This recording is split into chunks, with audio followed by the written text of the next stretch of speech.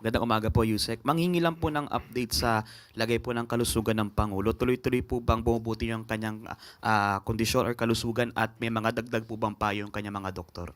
Sa ngayon po ay masasabi natin maganda po ang kalagayan ng ating Pangulo dahil siya po ay kasalukuyang nasa meeting at yun po at marami po silang pinag-uusapan patungkol po doon at kung ano man mapag-uusapan may maaari kong maibigay bukas dahil hindi pa po tapos ang meeting. Isang follow-up lang, ma'am.